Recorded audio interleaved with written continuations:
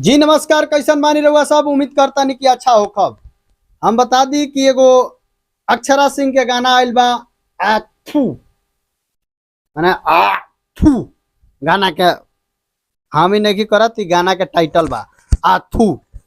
हम बता दी कि माने अभी गाना के सर्च मारला पर माने अब केंगा सर्च मारल जाओ आथू लोग कही तो मोबाइल पर थूक दी। आ माने एकदम सीधा सीधा टारगेट कइल गइल बा पावर स्टार पवन सिंह के आथू गाना में।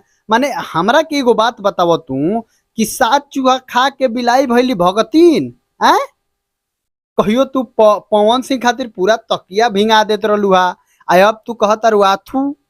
आ पावर स्टार पवन सिंह आज ले तारा बारे में ना बोल रहे हुई, आज ले कबो नहीं खन बोल ले। अगर केहू सुन ले ओके, चाहे केहू प्रमाण दे दे कि मैंने पावर स्टार पवन सिंह इनका बारे में कबो बोलने बड़े ना ना ना ना ना, कबो नहीं खन बोल ले। लेकिन ई पावर स्टार पवन सिंह के हर जगह टारगेट करेली। आ ई लेके इनकर कितना गाना बावे जौना में direct direct power star Pawan Singh के टारगेट कैले बाड़ी।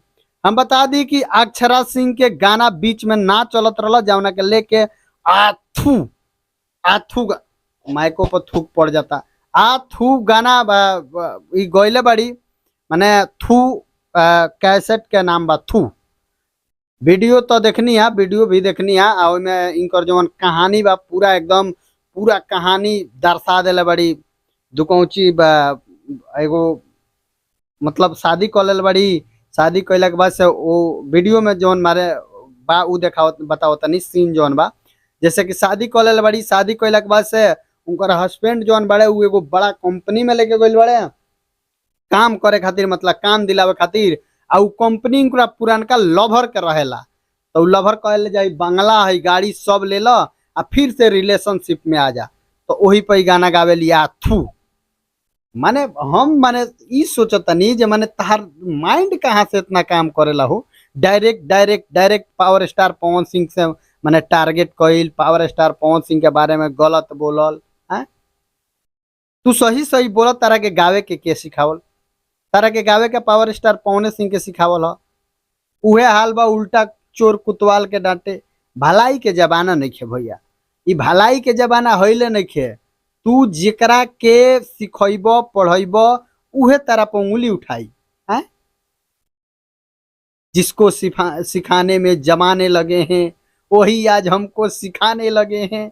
हैं जिसको सिखाने में जमाने लगे हैं वही आज हमको सिखाने लगे हैं। उहे हाल बतार पावर स्टार पवन सिंह तरह के एक एक लाइन हारमोनियम पर उंगली रख रख के सिखौले। हैं आज तू direct direct power star Pawan Singh के टारगेट करता रू। अरे बहुत सारा हीरो हीरोइन, बहुत सारा लोग बा जेकर फ्रेंडशिप चाहे दोस्ती चाहे रिलेशनशिप बनल रहेला। बाद में जब मन विचार ना मिलेला तो आदमी सब लोग अलग हो जाला, सब लोग अपना काम में मस्त व्यस्त रहेला। तो तारा टारगेट कइला के बार बार बार बार टारगेट कइला के तारा का जरूरत बा?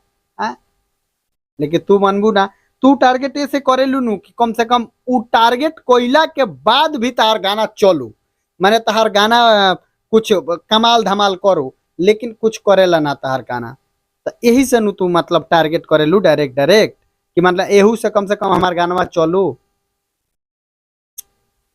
कम से कम ध्यान द इस सब पर। बाकी अरे बहुत सारा गाना बा, भक्ति भोजपुरी लोकगीत सैड बहुत सारा गा सकतरू।